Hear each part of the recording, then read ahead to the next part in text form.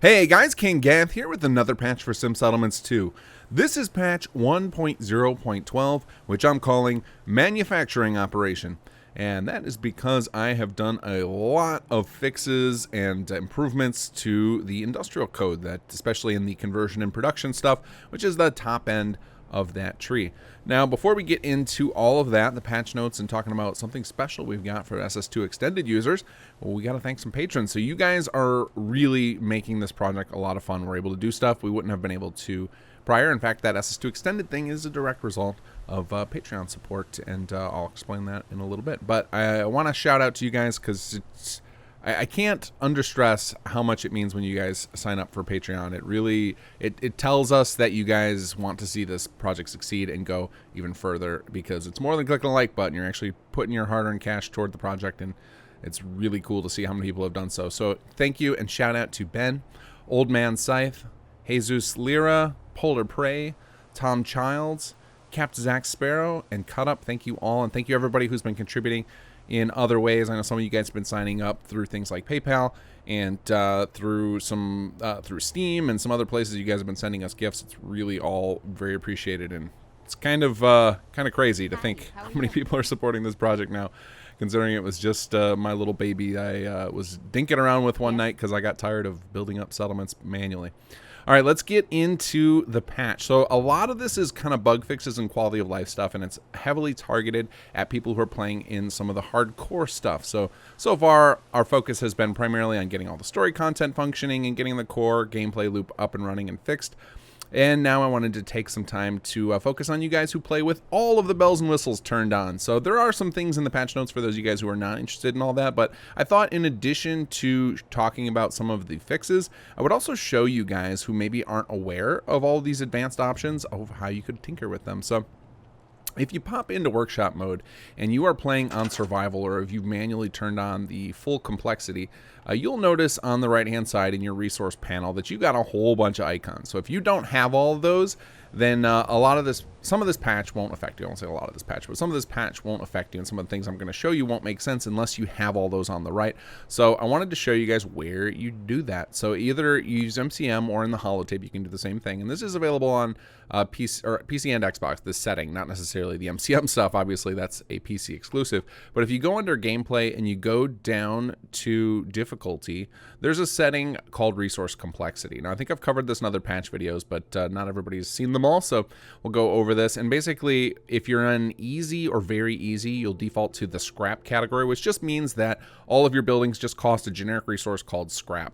Then if you're playing anything lower than survival but above easy, you will be in scrap categories mode, and that's what most of you guys probably are starting in, and that you'll have the 4 categories. Now you can see, if I go out of here, you can see the categories are labeled above each little grouping of resources. We've got building materials, organic materials, machine parts, and rare materials, and those all match up to some of the industrial classes that you've unlocked. So you've seen those names before. Well, those all have their own little icons if you're playing in category mode, and that's what a lot of you are probably seeing. But those of you guys who play survival or who answered hardcore to the holotape wizard, you will see all of these different icons, and that's called the component level complexity. And that's for people who like to have a challenge. They want to manage all these different resources. Well, there was a plot type that was designed specifically to help people manage their resources who are on component level, and that is the conversion type.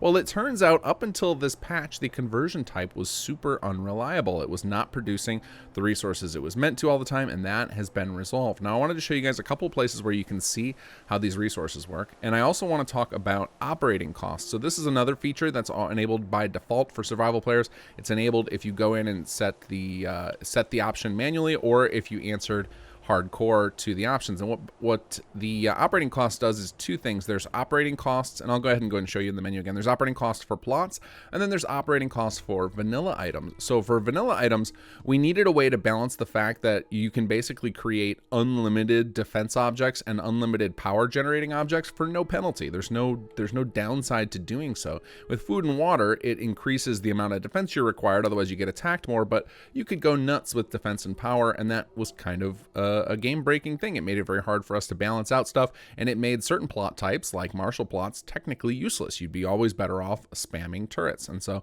we wanted a way to make sure people could balance that out for themselves if they decided that they wanted a full balanced experience, and that is the operating costs non-plot. So this option is off by default unless you're in hardcore mode.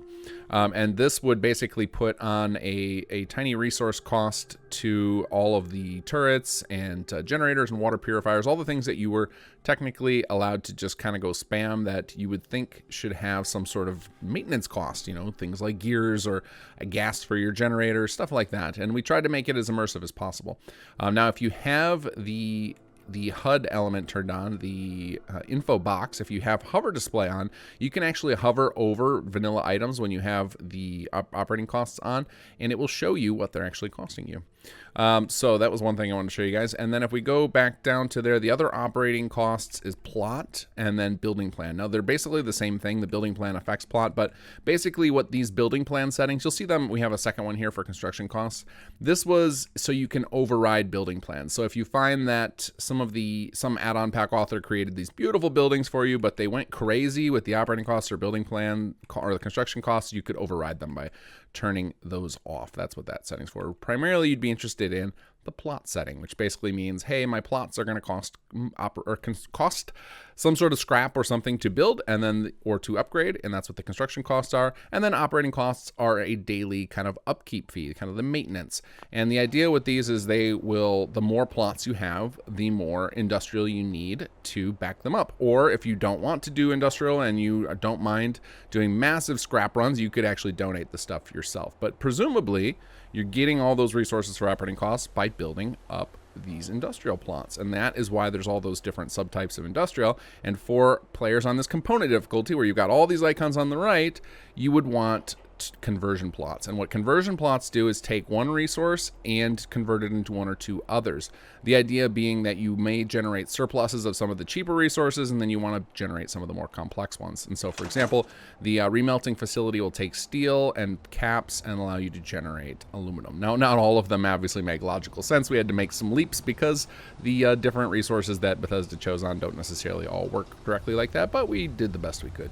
But either way, it adds some depth to it and it allows you to get access to the resources you need. So one of the things that we fixed, in addition to the conversion now generating correctly, but I fixed this info box. I really like this info hover box. I wish it was reliable enough for me to turn it on by default, but it is a little script intensive and it can be a little bit wonky, so you've got to be willing to put up with it. I can show you guys some tricks for using it. One is when you hover over things, you're going to kind of move your cursor around a little bit so that it'll give it a chance to trigger. Because often the way HUD framework works, which is our method of giving you new HUD elements, it can sometimes drop calls.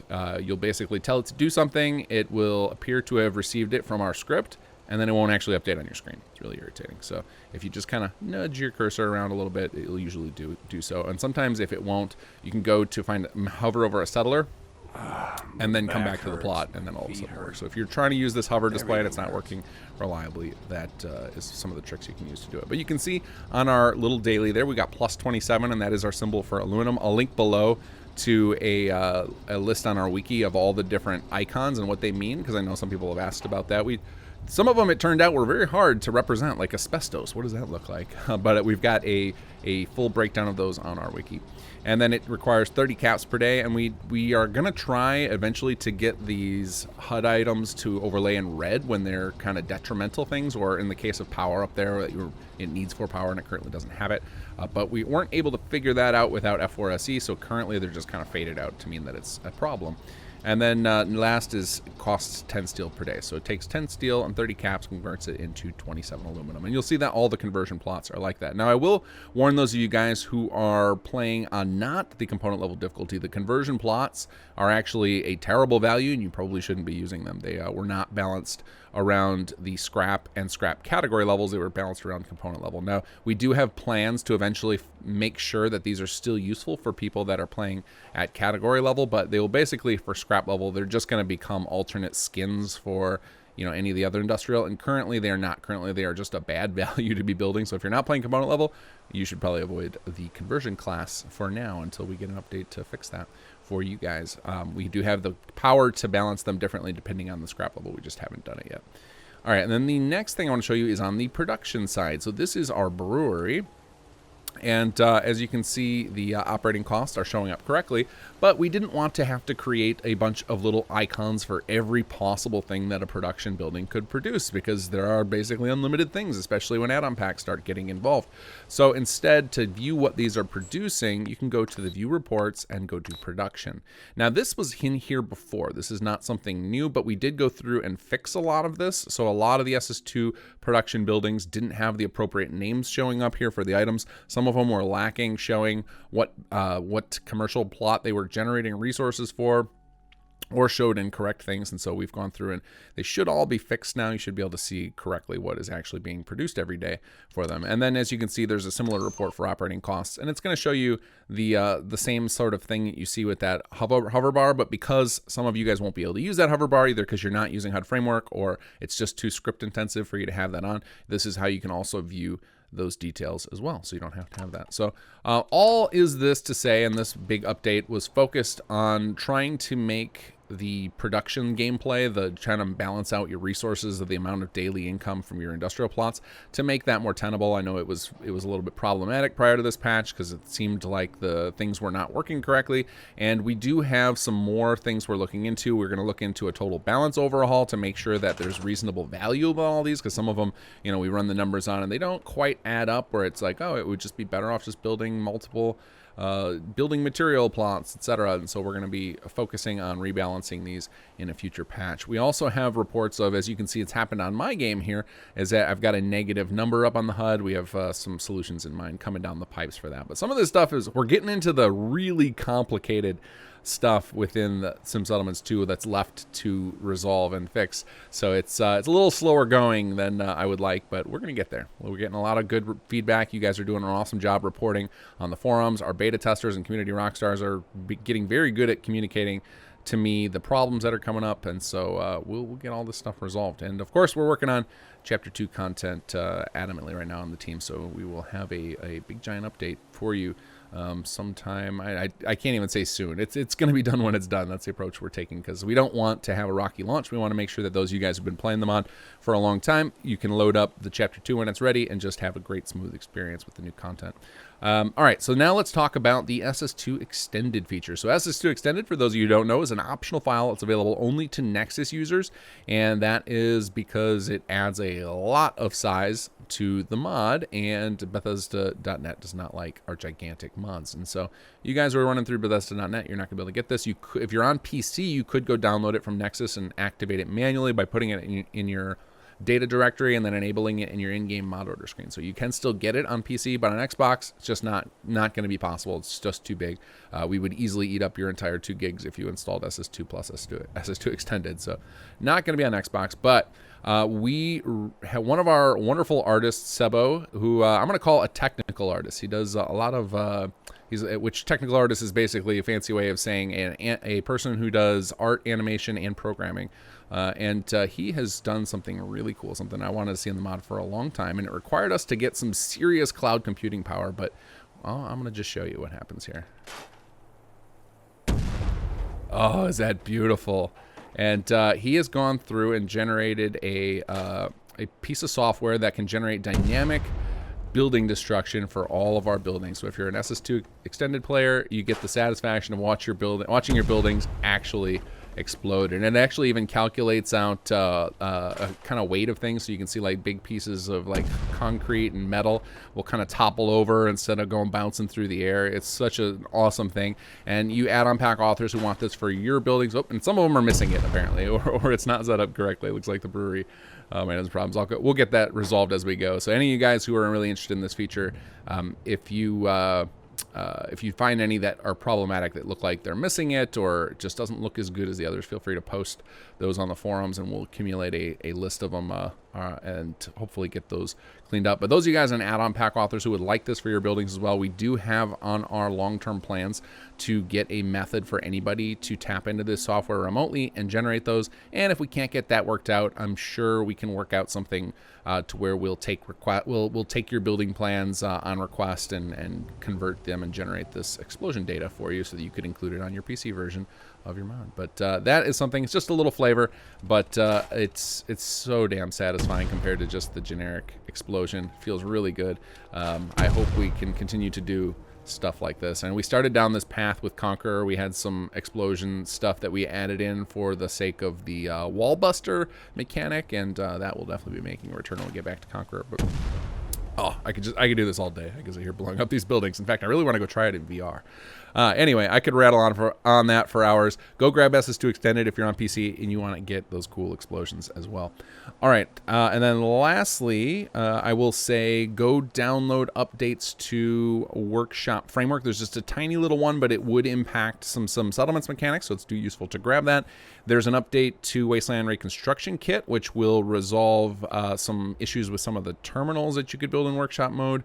And then lastly, we've got to give away I was going to say t-shirt, but we're going to give away merch. We've got a bunch of new merch now. We've got coffee cups, we've got notebooks, we've got some other stuff like that. And so when I do these giveaways, I basically just send you a $20 gift certificate to go use on our Threadless shop. So you can use it for whatever you want. I always say t-shirt, but really you could go get yourself a coffee mug or something else.